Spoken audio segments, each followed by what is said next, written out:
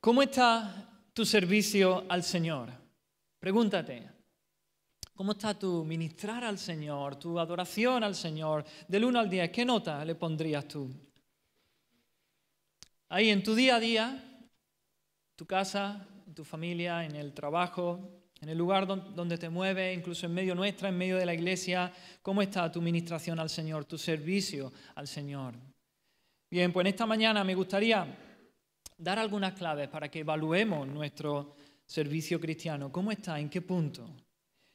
Vamos a ver en esta mañana qué debe mover nuestro servicio cristiano. ¿Cuál debe ser el motor para nosotros servir al Señor y ministrarle a Él y a su iglesia? ¿Qué leña es la que debemos echar ahí al fuego para avivar nuestro amor, nuestra adoración al Señor? Y para ello vamos a ir al Evangelio de Lucas, capítulo 7. Si podéis abrir ahí vuestras Biblias. Lucas, capítulo 7.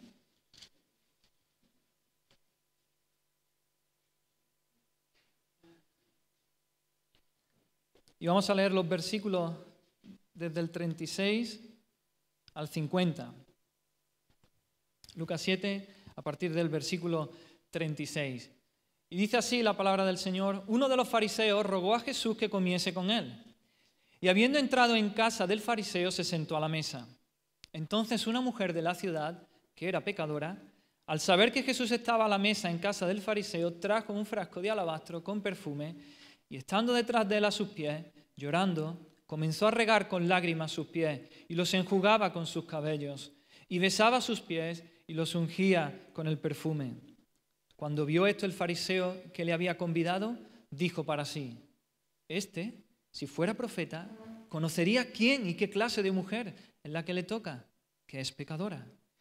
Entonces respondiendo Jesús le dijo: Simón, una cosa tengo que decirte. Y él le dijo: di, maestro. Un acreedor tenía 2 deudores. El uno le debía 500 denarios y el otro 50. Y no teniendo ellos con qué pagar, perdonó a ambos. Di pues, ¿cuál de ellos le amará más? Respondiendo Simón, dijo: pienso que aquel a quien perdonó más. Y él le dijo: rectamente has juzgado. Y vuelto a la mujer, dijo a Simón: ¿ves esta mujer? Entré en tu casa y no me diste agua para mis pies, mas ésta ha regado mis pies con lágrimas y los ha enjugado con sus cabellos. No me diste beso, mas ésta desde que entré no ha cesado de besar mis pies. No ungiste mi cabeza con aceite, mas ésta ha ungido con perfume mis pies. Por lo cual te digo que sus muchos pecados le son perdonados, porque amó mucho. Mas aquel a quien se le perdona poco, poco ama. Y a ella le dijo: tus pecados te son perdonados. Y los que estaban juntamente sentados a la mesa comenzaron a decir entre sí: ¿quién es este que también perdona pecados? Pero él le dijo a la mujer: tu fe te ha salvado. Ve en paz. Amén. Hasta ahí. Así que tenemos aquí a Jesús. Jesús está recorriendo, está en su ministerio en Galilea. Él está recorriendo toda esa región, haciendo su ministerio, enseñando, predicando y sanando toda enfermedad. Él está en algún pueblo o aldea, no se nos dice en cuál en concreto.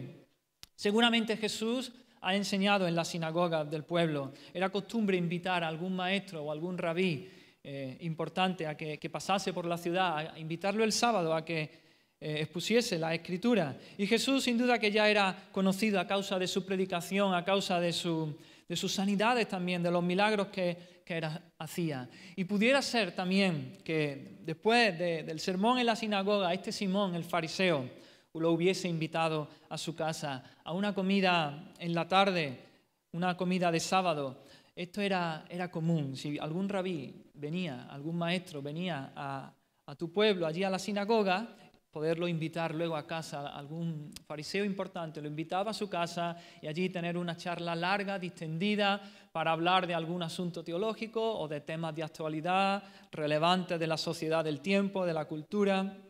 Y eso seguramente es lo que estaba sucediendo aquí. Las comidas en Oriente, y nosotros nos parecemos en algo a eso, creo, no son rápidas, ¿no? Las comidas suelen ser largas, hay tiempo para hablar, tiempo para charlar de manera distendida. Así que ahí tenemos a Jesús que en casa de este fariseo y dice que entrando se sentó a la mesa.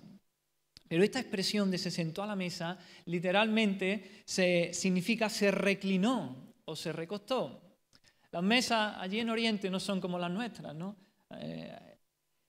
Las mesas allí en Oriente son con las patas más bajas, muy bajitas, no se sientan en sillas, sino que lo que hacen es recostarse o reclinarse, como tumbarse en una tumbona o en un diván. Y esa es la idea aquí. Normalmente se apoyaban, ¿no?, sobre su brazo izquierdo y así liberaban el derecho, ¿no?, pues para poder comer. La cabeza cerca de la mesa y los pies lo más alejado de la mesa, ¿no? Por motivos de higiene también, ya sabéis, los caminos polvorientos, llenos de barro y de polvo, y andaban con sandalias, entonces los pies debían estar lo más alejados de la mesa. Y así que esta es la escena. Simón, este fariseo, invita a Jesús a comer, y pudiera parecer, ¿no?, que Simón tenía una actitud amigable, porque alguien que te invita a su casa a comer, ¿no?, es porque lo aprecia, lo quiere, es tu amigo. Pudiera parecer que Simón estaba interesado en Jesús, en su enseñanza, en escucharle, pero no era el caso. La historia deja claro que este no era el caso. Él era un fariseo. Los fariseos sabemos que era un grupo religioso muy exclusivo, ¿no? Eran pocos. Y además ellos se jactaban, se enorgullecían de que ellos eran los guardianes de la ley. Ellos exigían un cumplimiento meticuloso de los 10 mandamientos, o sea, de todos los mandamientos de la ley de Moisés. Eran los legalistas. Ellos establecían la norma, el estándar de cómo tenía que ser la vida de piedad y de santidad. Y de cada cosita de la vida lo regulaban todo. Ellos se creían los santos, o podríamos decir los santurrones, ¿no? Ellos se alejaban de la gente común y corriente, se distanciaban de ellos para no contaminarse y se distinguían de los demás. Y los fariseos sabemos también que ellos tenían enfilado a Jesús, ¿verdad? Ellos ya lo habían sentenciado, lo habían juzgado y lo habían sentenciado a Jesús. Ellos habían declarado que Jesús era culpable. Había varias cosas por lo que lo acusaban. La primera es que los fariseos habían acusado a Jesús de blasfemo, ¿verdad? Porque Jesús perdonaba los pecados. Lo vemos en Lucas 5, antes en este Evangelio. Esos 4 amigos que bajan al paralítico por el techo delante de Jesús y Jesús le dice, tus pecados te son perdonados. Y es un escándalo, se produce allí un murmullo. ¿Quién es este? ¿Quién se cree? ¿Qué hace perdonando pecados? Solo Dios puede perdonar los pecados. Se estaba igualando a Dios. Así que esa era una de las acusaciones que los fariseos tenían en contra de Jesús. Pero también lo consideraban culpable por su mensaje. El mensaje que Jesús daba. Jesús los llamaba hipócritas a los fariseos. De hecho, esta expresión ha quedado acuñada en nuestro lenguaje, ¿verdad? Ser un fariseo es sinónimo de ser un hipócrita. Así que Jesús predicó en contra de la justicia propia que ellos tenían, los fariseos. Ellos se creían justos a sus propios ojos, pero esto era algo superficial. En su interior estaban llenos de podredumbre, de suciedad, de pecado. Jesús fue duro con ellos, lanzó ayes, es decir, lanzó maldiciones en contra de los fariseos. En Mateo 23 leemos algunas. Jesús les dijo, los fariseos dicen y no hacen. Hacen todas sus obras para ser vistos por los hombres. Aman los primeros asientos en las cenas y las primeras sillas en la sinagoga y las salutaciones en las plazas y que los hombres los llamen rabí, rabí. Jesús les dijo, limpiáis lo de fuera del vaso y del plato, pero por dentro estáis llenos de robo y de injusticia. Jesús los llamó hipócritas. Sois semejantes a sepulcros blanqueados que por fuera la verdad se muestran hermosos, pero por dentro están llenos de huesos de muertos y de toda inmundicia. Así también vosotros por fuera la verdad os mostráis justos a los hombres, pero por dentro estáis llenos de hipocresía y de iniquidad. Les dijo, serpientes, generación de víboras, ¿cómo escaparéis de la condenación del infierno? Palabras duras de Jesús en contra de los fariseos. Jesús les advirtió de la ira venidera. Jesús les advirtió de que en ellos no había fruto de arrepentimiento. Los desenmascaró. De manera que lo odiaban a Jesús, los fariseos. Así que hemos dicho, lo acusaban de blasfemo, lo acusaban de su mensaje, porque lo confrontaba a los fariseos. Y en tercer lugar, Jesús se juntaba con los marginados de la sociedad. Jesús se juntaba con los recaudadores de impuestos, con las prostitutas, con los pecadores, con los leprosos, todos con los que un fariseo jamás tendría relación. Ellos eran los pecadores. Los fariseos decían que este grupo de personas eran los pecadores. Ellos eran inmundos y por lo tanto el fariseo nunca tenía relación con ellos para no contaminarse ceremonialmente.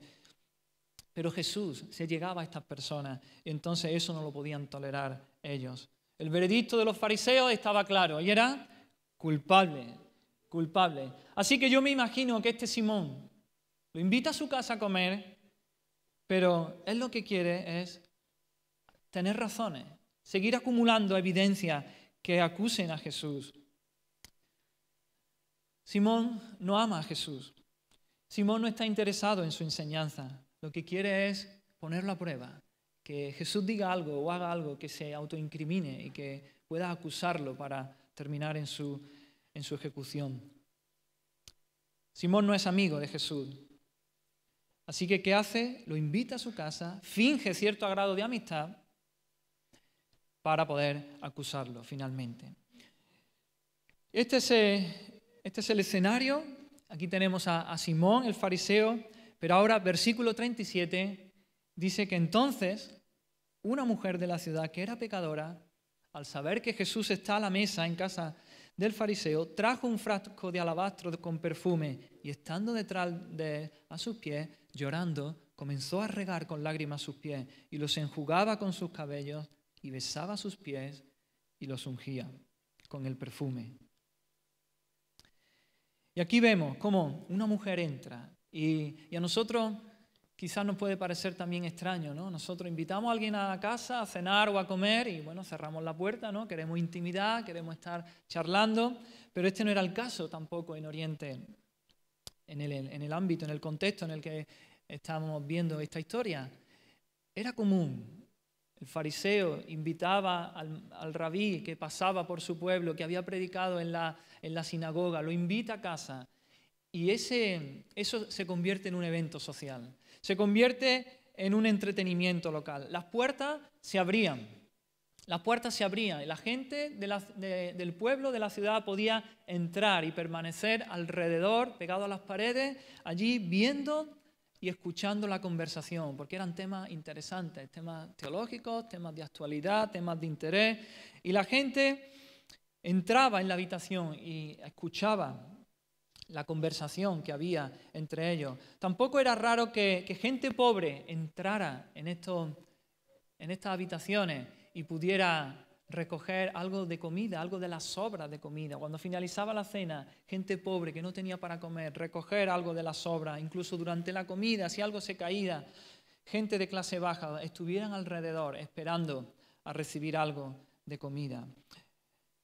Y dice el versículo 37, entonces, se podría traducir también como he aquí. Y esta palabra nos indica como algo sorprendente, algo raro, algo impactante está ocurriendo.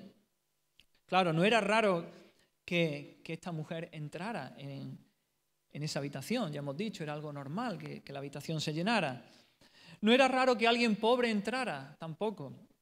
¿Qué era lo sorprendente entonces? ¿Qué era lo raro? Y nos dice, lo sorprendente es que esta mujer era conocida por la gente del pueblo y que era pecadora.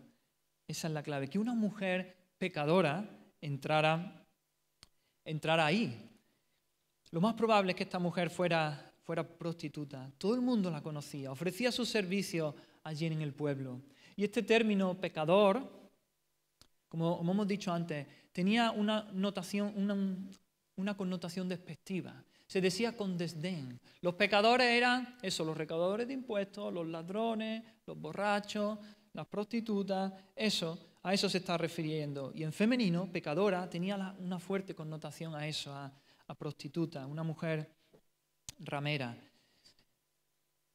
Entonces esta mujer, me imagino, seguro que había escuchado de Jesús. Ella había escuchado que él estaba en la ciudad, él estaba en el pueblo. Seguramente sabía que había estado en la sinagoga y exponiendo allí la escritura, dando el sermón. Seguramente también sabía que Simón lo había invitado a su casa, que las puertas se abrirían, que la gente podría entrar allí a escuchar la conversación. Así que ella trama un plan y ella entra allí, se presenta en esa habitación con un frasco de alabastro con perfume. El perfume era algo normal que usasen las mujeres, era algo normal que las mujeres usaran, pero para una prostituta era algo imprescindible, ¿no? Formaba parte de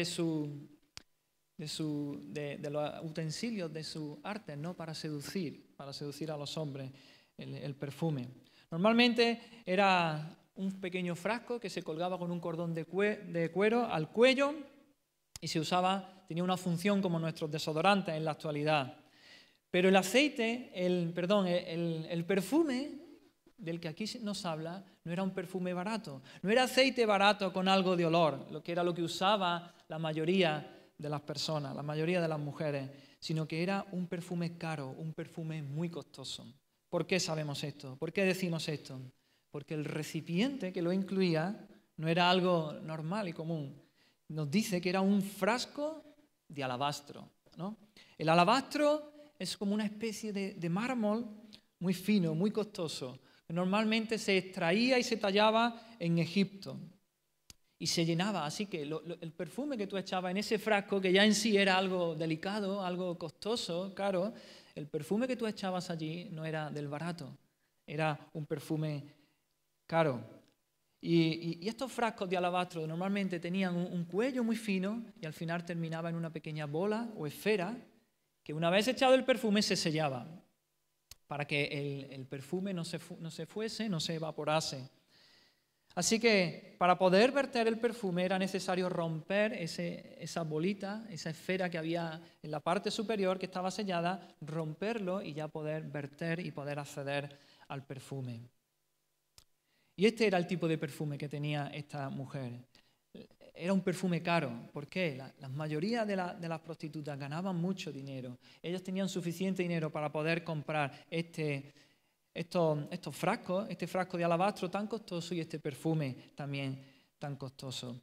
Así que ella tiene un plan, hemos dicho, ¿no? Ella tiene un plan, ella quiere entrar en esa sala, quiere encontrarse con Jesús y quiere, seguramente, con ese frasco de alabastro, con perfume, ungir la cabeza de Jesús. Así que ella entra en la habitación, vamos a echar nuestra imaginación, quizás está oscureciendo, no lo sé, pero quizás sea la comida ya a mediodía, se alarga la tarde y ya está oscureciendo. La habitación está iluminada con velas que hay en el centro de la mesa para alumbrar la mesa, los convidados que están allí charlando. Y las puertas están abiertas, la gente del pueblo ha entrado, se ha colocado en las paredes, pegado a las paredes, en la penumbra. Ahí no hay tanta luz. Entonces ella entra, localiza dónde está Jesús y allá que va a donde está Jesús. Y versículo 38 dice, y estando detrás de él a sus pies, por la posición que hemos dicho, ¿no? Apoyado en el codo izquierdo, en el brazo izquierdo, pegado a la mesa para poder comer con la mano derecha, los pies alejados de la mesa, los pies estarían pegando hacia la pared. Entonces allí va ella y se coloca a sus pies, no puede acercarse más. Y allí ella cavilando, ¿cuándo voy a poder ungir la cabeza de Jesús? Porque le quedaba distante. Ella tenía su plan, su objetivo era ese, ungir la cabeza de Jesús. Y mientras está allí, ella comienza a llorar.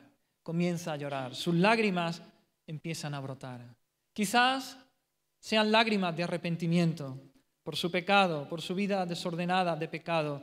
Quizás está sobrecogida por su pecado. Quizás ella se siente redarguida, confrontada por su pasado pecador. Pero quizá, me inclino más a pensar esto, sus lágrimas son de gratitud al Señor, de agradecimiento por el perdón de pecados. Ella siente el amor de Dios, siente que, aunque era indigna y pecadora, pero que en Jesús ella ha hallado ya el perdón y llora de gratitud, y llora, y llora, y llora. de amor por el Señor, de gratitud porque ha perdonado todos sus pecados y se da cuenta de que sus lágrimas están cayendo sobre los pies de Jesús. Sus lágrimas están mojando los pies, sus pies están sucios, están llenos del polvo del camino. Y entonces ahora ya de manera consciente, a cosa hecha, empieza a dejar caer sus lágrimas sobre los pies de Jesús para limpiarlos. Sigue diciendo nuestro texto, dice, llorando, comenzó a regar con lágrimas sus pies. A regar. No eran 4 lágrimas, eran muchas lágrimas. Era un llorar abundante. Literalmente la expresión significa hizo llover lágrimas sobre sus pies. Era un llanto de muchas lágrimas, de manera que ella empieza a lavarle los pies a Jesús. Sigue diciendo, y los enjugaba con sus cabellos. Le ha lavado los pies a Jesús. Ahora no tiene toalla. ¿Qué hace? Utiliza su pelo, utiliza sus cabellos para secar los pies. Las mujeres judías, sabéis, en público llevaban el pelo recogido siempre. Era algo que estaba mal visto llevar el pelo suelto. No era decoroso, era algo deshonroso, era algo provocativo, seductor. De hecho, las prostitutas solían llevar el pelo suelto. Pero a ella no le importó. Se soltó el pelo y empieza allí a secar los pies de Jesús. Sigue diciendo, y besaba sus pies. Una vez que estuvieron limpios, ella comenzó a besar los pies del Señor. Y esta palabra es una palabra intensa. Esta palabra es la misma que Lucas usa más adelante en el capítulo 15 del Evangelio de Lucas, de su Evangelio, cuando él escribe allí y cuenta la parábola del hijo pródigo. ¿Recordáis? Cuando el hijo pródigo regresa a casa, el padre corre hacia él, se abraza a su cuello y empieza a besarlo. Y esa es la idea. No se refiere únicamente a la acción de besar con los labios, sino que incluye agarrar con fuerza, abrazar fuertemente. Ella está agarrando los pies, abrazando los pies, besando en agradecimiento a su Señor. ¿Cuál será la reacción de todas las personas que están ahí? No sabemos. Quizá puede ser que aún no se hayan dado cuenta de lo que está pasando allí detrás en la penumbra, ¿no? En los pies de Jesús. O puede que sí, si el llanto de la mujer era un poco... Si el llanto era silencioso, pues quizás no se habrían dado cuenta, ¿no? Si el llanto era un poco más escandaloso, pues seguro que ya se habían dado cuenta. No sabemos, pero ella sigue con su plan. Ella quiere ungir la cabeza con ese perfume que ha traído, pero en su emoción, ya no puede esperar más, no puede aguantar más. ¿Y qué hace? Así que, ¿qué hace? Rompe el frasco de alabastro y vierte el perfume, ya no sobre la cabeza, sino sobre los pies de Jesús. Derrama el perfume sobre sus pies. Y pensando en la escena, en la situación, ¿no? Imagínate que tú fueras Jesús. La situación puede ser un poco embarazosa. Pensad por un momento. Una conocida prostituta del pueblo entra, se coloca a los pies de Jesús, empieza a llorar, le lava los pies, abraza los pies, lo besa con el pelo suelto, que se lo ha secado, le vierte el perfume. Podría ser una situación embarazosa. Podría ser una escena que fuese una infracción grave al decoro. Puedo pensar que la gente allí, si lo está viendo, estaría diciendo, ¿cómo? ¿A qué viene esta confianza? ¿A qué viene esta familiaridad de Jesús con una prostituta? Supongo que se conocerán. Tienen que conocerse, es evidente, porque esta familiaridad que deje que te limpie los pies, se suelta el pelo, le seca, le vierte el perfume. ¿Cómo puede ser que Jesús tenga alguna relación con esta pecadora, con esta prostituta? Estos pensamientos pudieran ser lógicos, ¿verdad?, en los espectadores, las personas que estaban allí. Así que Simón se frota las manos. Simón ya tiene lo que quería: pillar a Jesús, atrapar a Jesús en algo, en alguna contradicción, tener alguna evidencia que demuestre que Él no es el Mesías, que Él no es quien dice ser, que Él es un impostor y poder acusarlo. Así que versículo 39, cuando vio esto el fariseo que le había convidado, dijo para sí. Ahora Lucas nos escribe los pensamientos de Simón. Simón no está hablando, Simón está en un diálogo interno, él pensando, hablando para sus adentros, y dice en este diálogo interno, si fuera profeta, conocería quién y qué clase de mujer es la que le toca, que es pecadora. Y aquí hay una cosa que me llama poderosamente la atención. La acusación que Simón hace en su mente de Jesús. Él no acusa a Jesús de tener relaciones con una prostituta. Él no lo acusa de excesiva confianza o familiaridad con esa mujer que todo el mundo sabe que es pecadora. Y nadie, y vemos en los evangelios, nadie acusó a Jesús de que su testimonio no fuera puro. Su vida sabemos que Jesús nunca pecó. Su vida era perfecta. Su testimonio era intachable.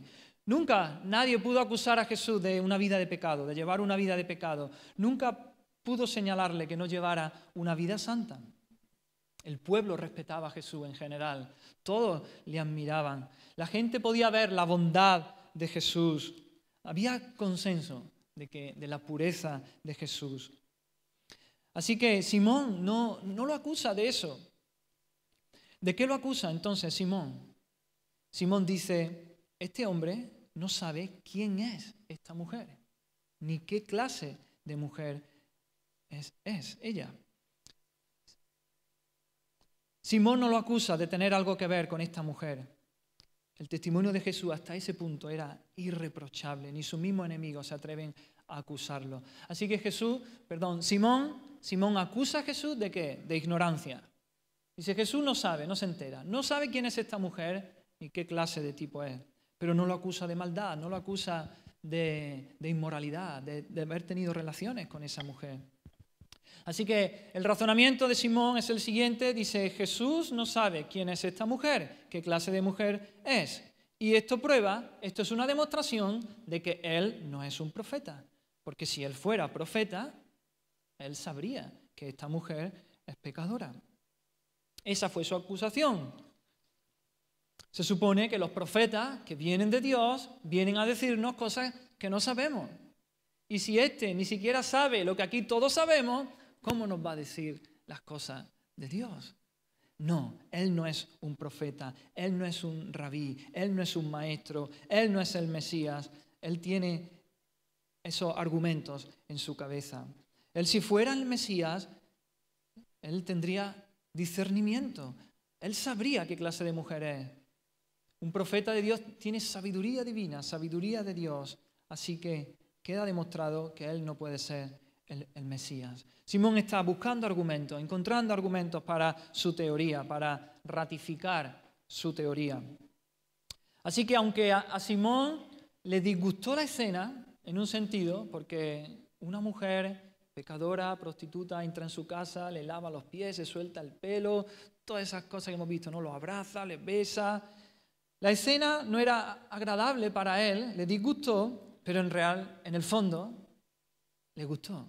Fue un disgusto con regusto, porque él estaba encontrando pruebas y razones para acusar a Jesús. Ahora llegamos al versículo 40. Ahora es el turno de Jesús. Ahora le toca hablar a Jesús. Y dice, versículo 40, entonces, respondiendo Jesús, le dijo. Y aquí dice, ¿cómo? Jesús responde, dice respondiendo Jesús, pero si Simón no le ha hecho ninguna pregunta, ¿no?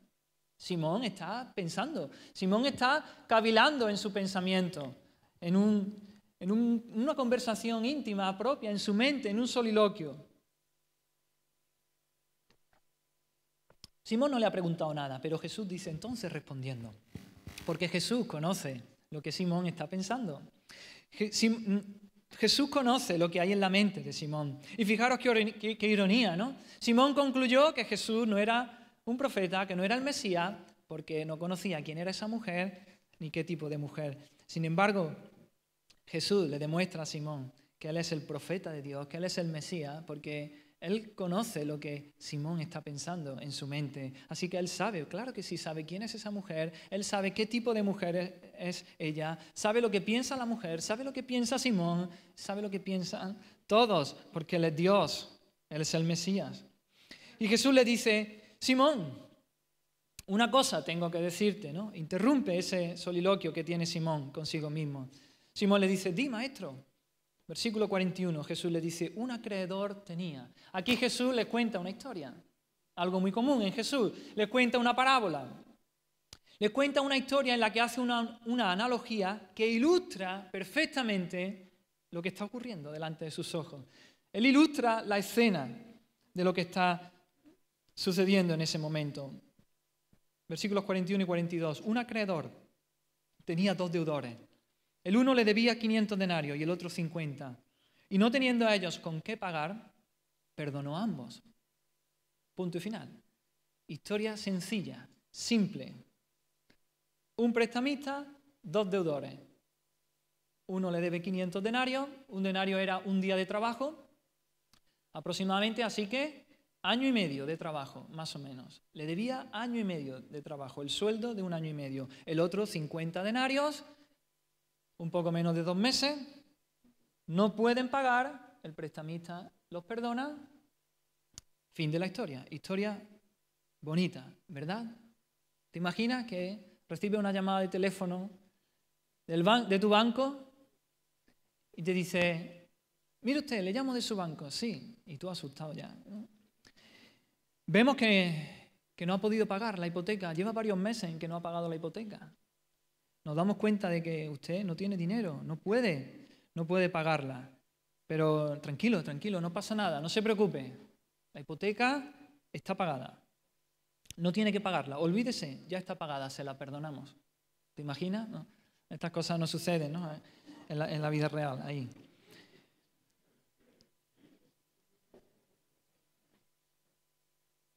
La palabra para perdonó ahí es muy interesante, porque es charizomai, y como veis, incluye la palabra charis, ¿no? Charizomai, incluye la palabra charis.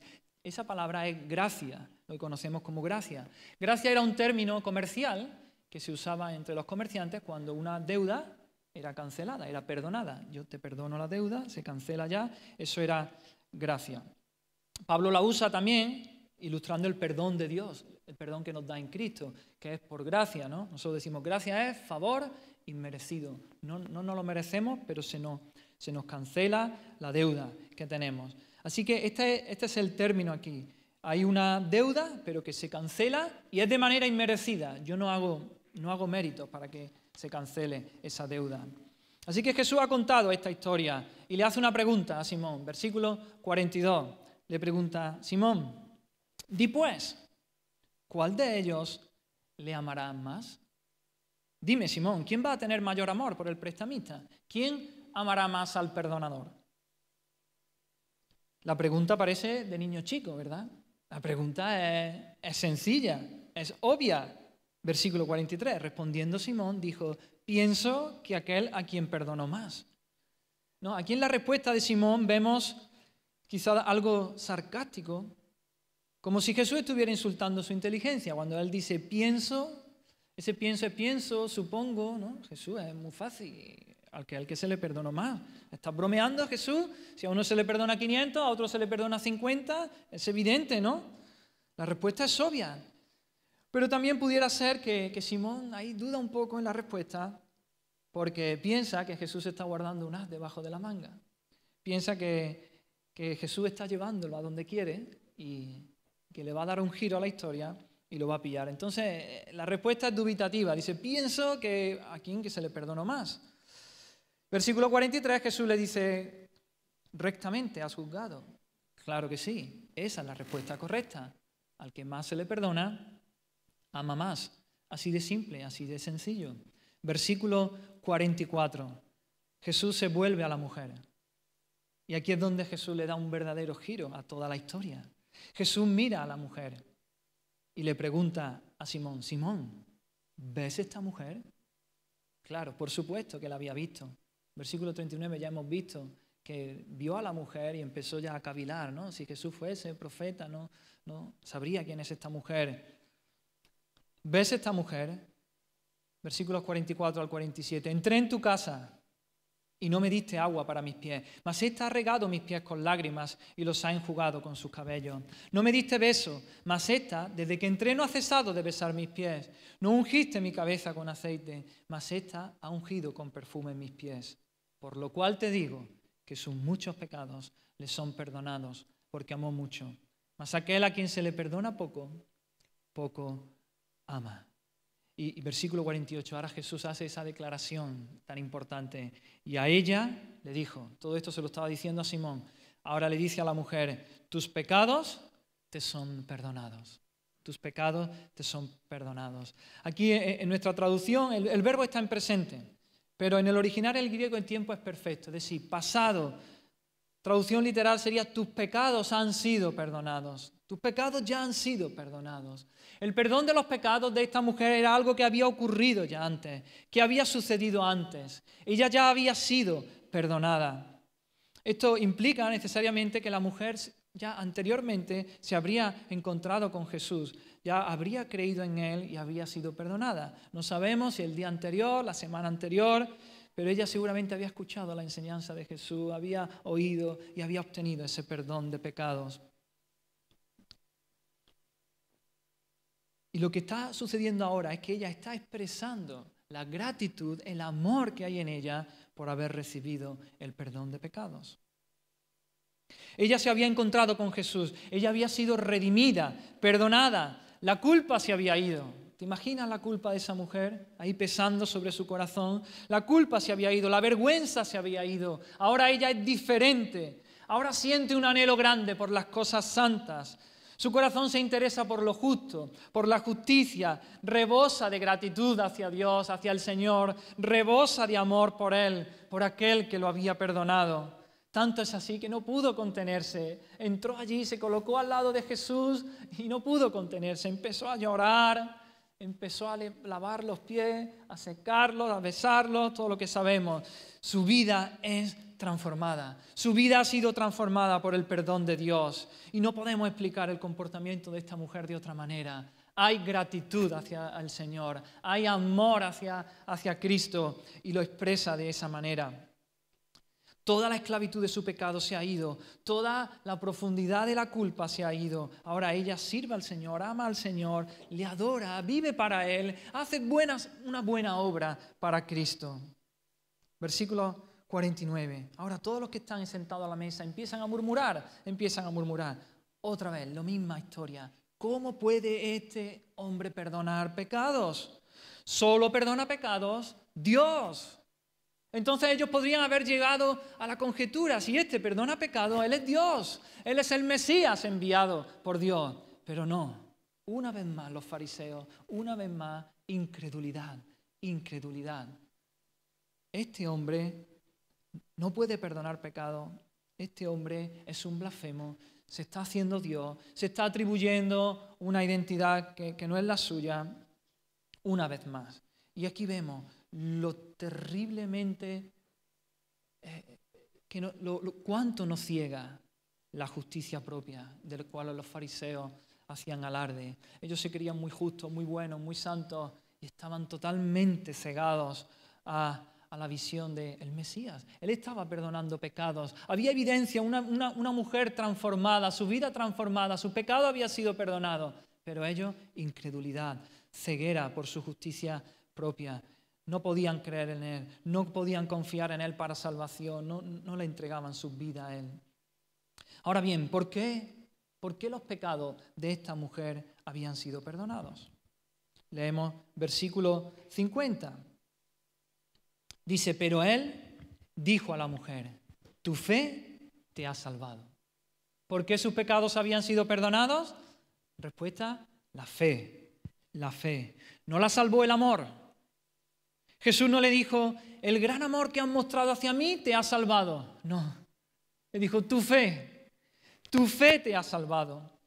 Fue la fe la que la salvó y eso produjo un gran amor por haber sido salvada. Porque por gracia sois salvos, por medio de la fe. Y esto no es de vosotros, pues es don de Dios, no por obras, para que nadie se gloríe. Si ella hubiera sido salva por amar mucho, esto sería salvación por obras. Ella tendría de qué gloriarse. Había amado mucho y se había ganado su salvación. Pero no es así. No es así. Es por la fe. Es por la fe para que nadie tenga de qué gloriarse, como dice ahí en Efesios 2. Ahora bien, fe. ¿Pero fe en qué? ¿Fe en quién? ¿Dónde pongo la fe? ¿En qué lugar? ¿Sobre qué pongo la fe? Bien, la respuesta es en Cristo. Fe en Jesús. Fe en aquel que había perdonado sus pecados, en el Salvador, en el Mesías, en el enviado de Dios. Fe en Jesús, verdadero hombre y verdadero Dios. Él es el enviado de Dios para rescatar al hombre de su pecado. Él es el Salvador que viene a liberarnos de la esclavitud al diablo y al pecado. Él es el verdadero Dios encarnado que viene para salvarnos. Él es verdadero hombre que vivió en esta vida, en esta tierra, padeció, sufrió lo mismo que nosotros, tuvo hambre, tuvo sed, se cansó, pero nunca pecó. Vivió una vida perfecta, un testimonio intachable. Él es nuestro representante, vivió esa vida perfecta que nosotros no podemos vivir como pecadores, que nunca podríamos vivir. Él la vivió en nuestro lugar. Él es nuestro sustituto, el que finalmente murió la muerte que nosotros merecemos morir como pecadores. Él es nuestro fiador, es decir, el que asumió la deuda que nosotros teníamos con Dios. Él la asumió, la hizo suya y la pagó. Él es nuestro Redentor, el que pagó el rescate para que fuéramos libres de la esclavitud al pecado. Así que fe y fe en Cristo. Fe en su persona. ¿En quién es Él? Fe en su obra, tanto en su vida como en su muerte y en su resurrección. Eso es lo que obtiene el perdón de pecados. Eso es lo que nos salva. Eso es lo que había hecho esa mujer, poner su fe en Jesús, y obtuvo el perdón de pecados. Pero ahí tenemos a Simón, por el contrario, él se creía muy justo. Él le había dado a Jesús un trato poco digno, muy deshonroso, porque al recibirlo en su casa, Jesús se lo dice, eran normas básicas de hospitalidad. Cuando un invitado venía a tu casa, ofrecerle agua para que se limpiara los pies, una toalla para que se lo secase, darle un beso de bienvenida y darle un poco de aceite, aunque sea del barato, para que oliese bien y sentarse ya a comer. Era básico de la hospitalidad. Sin embargo, Simón lo había tratado de manera despectiva. Ni le había dado agua, ni toalla, ni beso, ni un poco de aceite oloroso. Sin embargo, esta mujer hizo todo eso que él no había hecho. Ella lo había honrado, ella había amado a su Señor, ella lo había adorado y lo había servido, cosa que Simón no había hecho. Y Jesús deja establecido aquí un principio en el que, a donde quiero llegar y en lo que quiero meditar. Un gran amor proviene de un gran perdón. Este es el principio que por medio de la parábola Él deja establecido. Un gran amor brota, surge de un gran perdón. Eso es lo que Jesús le quiere enseñar a Simón. Jesús le está diciendo, mira Simón, tú mismo lo has dejado claro. Tú mismo has establecido el principio. Cuanto más se perdona, más se ama. Y eso es lo que estamos viendo aquí. Simón, tú ves a esta mujer, eso es lo que estamos viendo. Estamos viendo un gran amor. ¿Por qué? Porque ha habido un gran perdón. Simón acaba de ver el amor como nunca antes lo ha visto. ¿Qué le ha ocurrido a alguien que ama de esa manera? ¿Qué le ha pasado a esa mujer para esa muestra de agradecimiento? Lo que acaba de hacer esa mujer es algo exagerado. Lo que acaba de hacer esa mujer es algo escandaloso, excesivo, extravagante. Es algo inaudito. Llorar sobre los pies de un hombre, que se suelte el pelo, que los limpie, que los abrace, que los bese, que rompa, que haga ese derroche de dinero con ese perfume para ungir unos pies, no la cabeza, unos pies. Es una locura. ¿Por qué ama tanto esta mujer? ¿Qué lleva a esta mujer a amar de esa manera? La respuesta es simple. Simón, tú mismo lo has dicho. Porque se le ha perdonado mucho. porque sus muchos pecados le han sido perdonados. Por eso ama mucho, por eso ama mucho. Sin embargo, tú, Simón, tú te crees tan justo, tan santo, tan superior. Te crees que no necesitas el perdón de tus pecados. Por eso me has dado el trato que me has dado, un trato frío, distante. Ella, está diciendo Simón, ella es esa deudora de 500 denarios, a la que mucho se le ha perdonado. Pero es que tú, Simón, eres el mismo. Tú eres ese deudor de 500 denarios también, o de 1000 denarios. Y necesitas el perdón, al igual que esta mujer.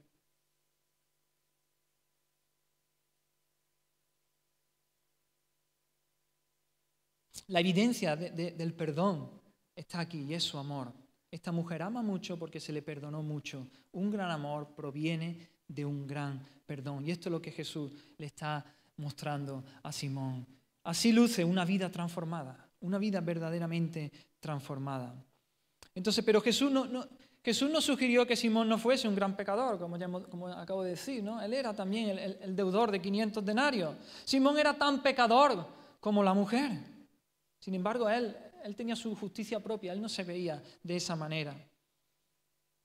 Más bien Jesús está enfatizando que Simón nunca había reconocido su gran culpa para ser perdonado. Si lo hubiera hecho, habría amado al Señor de manera igualmente profunda como lo ha hecho esa mujer. Todos somos grandes pecadores a los ojos de Dios. Todos podemos conocer un gran perdón. Todos podemos amar al Señor en gran medida. Y pensaba, hermano, en aquellos cristianos que han venido a Cristo y que sus vidas no se han visto envueltas en pecados escandalosos, en grandes vicios. Quizá tú has venido a Cristo y no has llevado antes una vida desordenada. Pensaba en cristianos de segunda generación, de tercera generación, ¿no? Aquí tenemos los pastores de esta iglesia, somos cristianos de segunda generación. Y bueno, por la gracia de Dios hemos experimentado el amor de Dios, hemos podido ver el perdón de Dios, pero hay carga en nuestros corazones por nuestros hijos jóvenes que estáis aquí. Muchos de tercera generación. Pensaba en vosotros. Y podemos creer que se nos ha perdonado poco. Y podemos pensar, y por eso amar poco. Y servir poco. Ministrar al Señor poco. Pensaba en nuestros hijos, nuestros jóvenes, esos criados en familias cristianas, no hemos tenido vidas desordenadas, entregadas a la impiedad o pecados llamativos, y quizá nuestro nivel de agradecimiento y de gratitud, nuestro nivel de amor por el Señor puede que sea pequeño, puede que sea menor.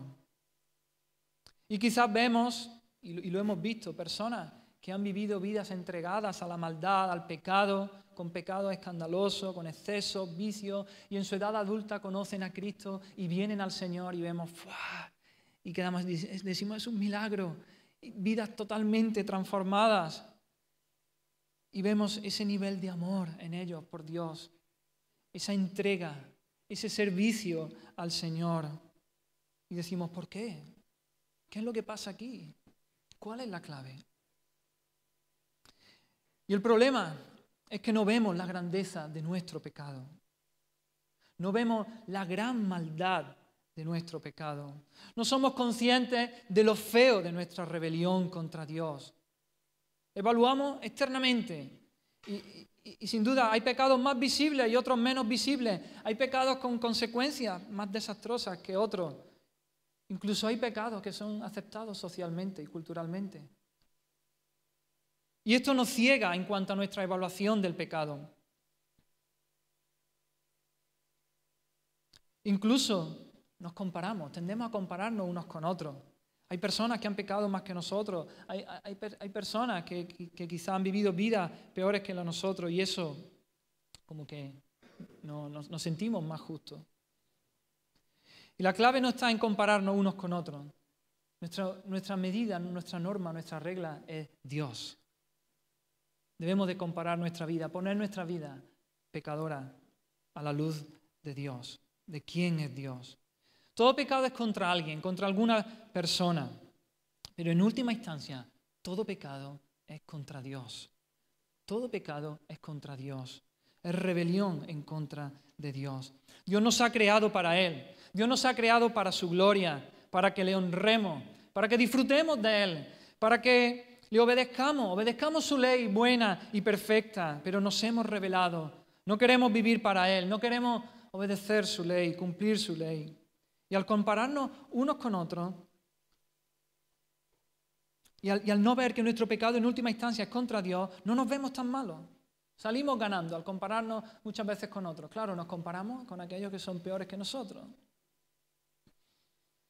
Siempre miramos a alguien que ha pecado más que nosotros y nos sentimos más justos que ellos. ¿Pero por qué no nos comparamos con Dios? Él es el ser más justo, más bondadoso, más santo, más puro, más bello. Si hacemos esto, si ponemos nuestra vida al lado de la de Dios, sin duda que no saldremos bien parados. Veremos nuestra gran maldad, veremos la fealdad de nuestro pecado, veremos lo horrible que es nuestro pecado a los ojos de Dios. Así que tenemos una gran necesidad, hermanos, de ver a Dios. Tenemos una gran necesidad de encontrarnos con Dios, de ver a Dios, de ver su gloria, de verle cara a cara, ver su majestad, su belleza, su pureza, ver su santidad, ver su justicia. Y luego, cuando nos miremos a nosotros, veremos nuestra gran maldad, nuestra gran pecaminosidad, veremos lo feo que es nuestro pecado, lo horrible que es nuestro pecado, y caeremos de rodillas rogando y clamando por el perdón de nuestros pecados, y veremos cuánto nos ha perdonado el Señor, cuánto es lo que Él nos ha perdonado, y diremos, yo soy el mayor de los pecadores, yo soy el más grande de los pecadores. Tú, a solas con Dios, tú viendo la gloria de Dios dirás, yo soy el mayor de los pecadores, Señor, ten misericordia de mí. Y cuando experimentemos ese perdón del Señor, sin duda que habrá un amor proporcional. Amaremos al Señor como nunca antes y le serviremos como nunca antes. Viviremos para Él como nunca antes. Gedeón vio al ángel de Jehová, es decir, al Cristo preencarnado. Él vio al ángel de Jehová y dice que se llenó de temor y dijo, ¡ay que soy muerto porque he visto al ángel de Jehová! Esta es la reacción. He visto a Dios y me veo yo, soy muerto, estoy frito, soy pecador. Esto es lo que necesitamos, hermanos, encontrarnos con Dios, con el Dios santo, justo, puro. Pedro, hay muchos ejemplos de esto en la Escritura. Pedro, cuando se produjo la pesca milagrosa, toda la noche pescando, no habían pescado nada, Jesús le dice, no, echa ya ese lado las redes. Va Pedro, la echa y se llena. Y dice la Escritura que Pedro cayó de rodillas ante Jesús diciendo, apártate de mí porque soy hombre pecador. Él vio la gloria de Jesús allí, en ese milagro, en esa pesca milagrosa. Vio la gloria de Dios y dijo, no, apártate de mí, yo soy muy pecador, yo soy muy pecador. Eso es lo que necesitamos en nuestra vida. Y no solo una vez, eso necesitamos cada día de nuestra vida. Y el profeta Isaías, recordáis, vio al Señor sentado sobre un trono alto y sublime, y sus faldas llenaban el templo. Y vio allí a los serafines que daban voces diciendo, Santo, Santo, Santo Jehová de los ejércitos. Toda la tierra está llena de su gloria. Los quiciales de las puertas se estremecieron con la voz del que clamaba, y la casa se llenó de humo. Y entonces Isaías, ¿qué dice? ¡Ay de mí, que soy muerto! Porque siendo hombre inmundo de labios y habitando en medio de pueblo que tiene labios inmundos, han visto mis ojos al Rey, Jehová de los ejércitos. Todos somos unos grandes deudores a los ojos de Dios. Todos somos ese deudor de 500 denarios al que se le perdona mucho. Necesitamos que el Señor abra nuestros ojos a su gloria, a su majestad, a su santidad, y asimismo abra nuestros ojos a nuestro pecado, a nuestra bajeza, a nuestra rebelión, y podamos ver cuánto nos ha perdonado el Señor. El pecado va en función también de contra quién se peca, y hemos pecado contra el ser más bello, más hermoso, más bueno, más bondadoso que hay, y ese pecado es horrible.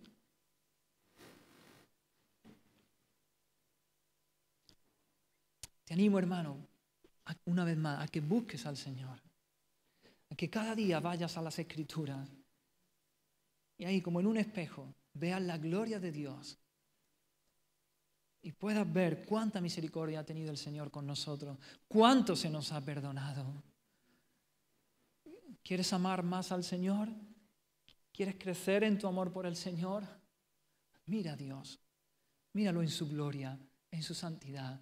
Ve cuánto te ha perdonado el Señor y crecerá tu amor por el Señor y crecerá tu servicio al Señor, tu ministración al Señor.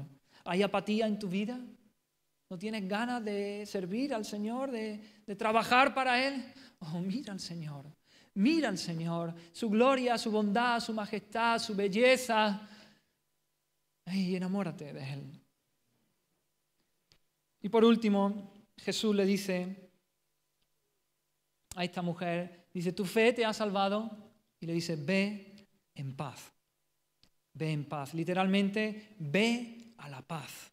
Ve a ese shalom de Dios y vive allí para siempre. El que ha sido perdonado tiene paz. Paz. Ya no tiene ese rum rum en su interior que no lo deja. Hay paz. Justificados por la fe. Justificados por la fe. Tenemos paz para con Dios por medio de nuestro Señor Jesucristo. Ahora disfrutamos de esa paz. Antes éramos enemigos de Dios. La ira de Dios estaba sobre nosotros, pendía sobre nuestras cabezas, pero ahora hay paz por medio de Jesucristo, porque Él murió en la cruz allí. Cargó con nuestros pecados, si por la fe nos acercamos a Él. Esta paz es la posición correcta, hermanos. Esta paz es la posición correcta desde la cual podemos hacer buenas obras, desde la cual podemos servir a Dios con la actitud correcta. Porque vamos a servir a Dios en gratitud, por amor.